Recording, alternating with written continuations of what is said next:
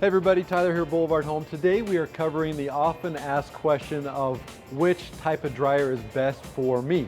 Is it a gas dryer or electric dryer? It's a common question you get in an appliance store. Is one better than the other? Today we're covering the pros and cons of each, and hopefully with this information you can make an informed decision as you purchase a new dryer for your home. So the first thing you need to understand as you're looking for a new dryer is what type of dryer you have. So if you're replacing a dryer, it's died, or you're just ready for a new one of the first questions any appliance salesperson should ask is your current dryer electric or gas? So you need to know that. So how to figure that out is pull the dryer out at your home, look behind it, and if there's a gas line running from the bottom into the wall with a shutoff valve, you'll know you have a gas dryer. If there's a big plug, a 220 volt, so it's bigger than your 110, your regular outlet, you'll know you have an electric. Many homes come with electric or gas, especially some newer ones in newer areas, but a lot of areas also don't even have the option of gas. So be aware before you go shopping for a new dryer.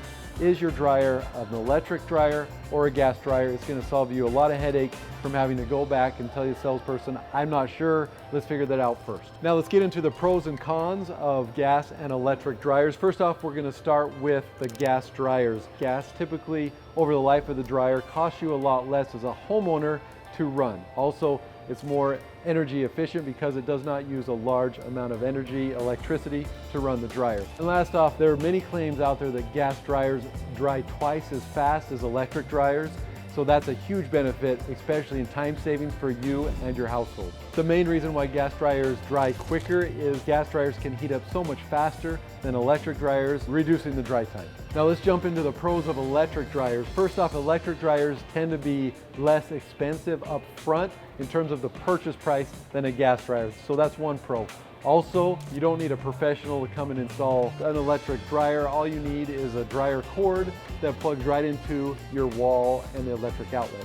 And last off is if there's an issue and you're in need of a repair, the repair costs tend to be slightly lower on average than a gas dryer. So now let's jump into the cons of both the gas dryer and the electric dryer. First off, gas dryers.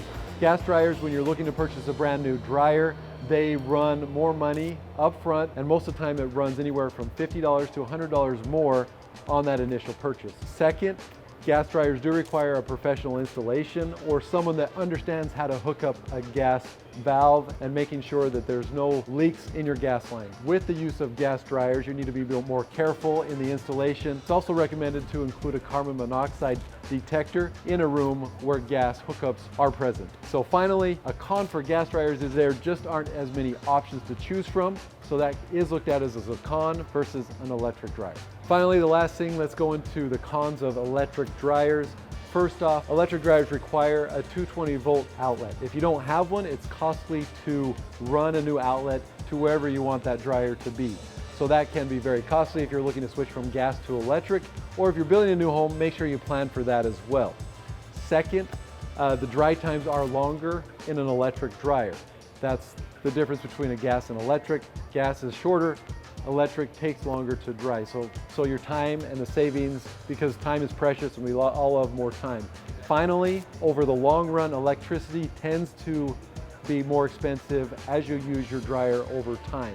So be aware of those three things are the cons of electric dryers. One last thing I want to throw out there are some new dryers out in the market. For example, if you're looking for a compact washer and dryer, they have some compact washer and dryers where the dryer actually plugs into the washer and you can use condensation dry, which isn't as powerful, doesn't use the full electricity, but can run on a 110 outlet. Also, there's options that you can use for a washer that's an all-in-one wash and dry. So there's some other options out there if you're looking for something different than the traditional electric or gas dryer that we've referenced today. Thank you for watching. We hope you subscribe to our channel. We love you guys, and we'll see you later.